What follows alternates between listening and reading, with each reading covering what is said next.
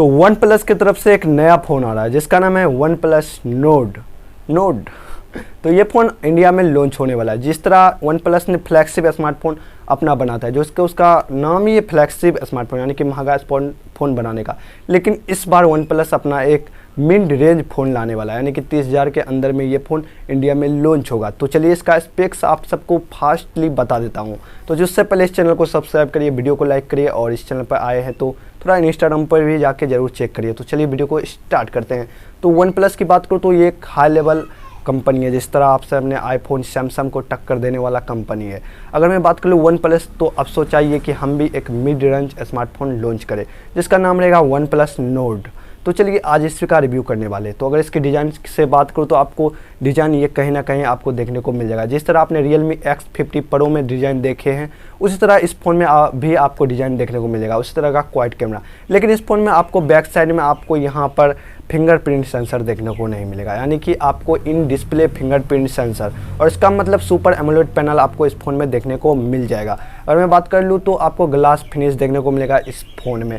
अगर मैं बात कर लूँ फ्रंट कैमरा की, तो इसमें आपको डुअल पंच होल कैमरा देखने को मिल जाता है, जो कि 32 मेगापिक्सल एक 8 मेगापिक्सल का वाइड एंगल लेंस के साथ आपको ये फ़ोन देखने को मिल जाता है। अगर इस फ़ोन की डिस्प्ले से बात करूँ तो जो कि 6.6 या 6.7 इंच का डिस्प्ले साथ ये फ़ोन आएगा, जो कि फुल HD रेजोल्यूशन 90 हर्ट्ज का डिस्प्ले देखने को मिल जाएगा।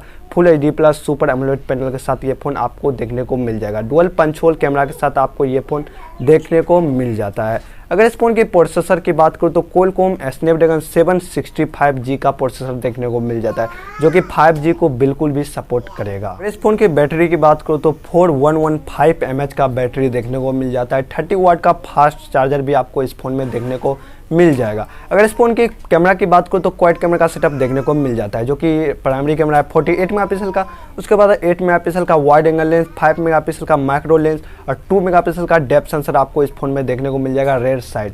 अगर इस फ़ोन की मैं बात कर लूँ फ्रंट कैमरा की, 32 मेगापिक्सल का प्राइमरी कैमरा, 8 मेगापिक्सल का वाइड एंगल लेंस के साथ आपको फ्रंट कैमरा देखने को मिल जाता है इस फ़ोन के साथ।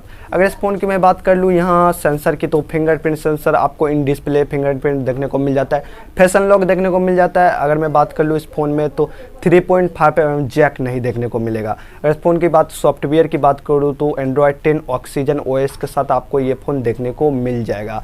इस फ़ोन की अगर रैम स्टोरेज की बात करूँ तो ये फ़ोन आपको देखने को मिलेगा 8GB रैम 256GB स्टोरेज के साथ। अगर प्राइस कम करना होगा तो 6GB का रैम 128GB स्टोरेज के साथ ये फ़ोन आ जाएगा। अगर इस फ़ोन की प्राइस की बात कर लूँ तो 30,000 के अंदर में आने वाला है इंडिया में। अगर इस फ़ोन के रिलीज डेट की बात करूँ तो 21 जुलाई को ये फ़ोन इंडिया में लॉन्च हो जाएगा।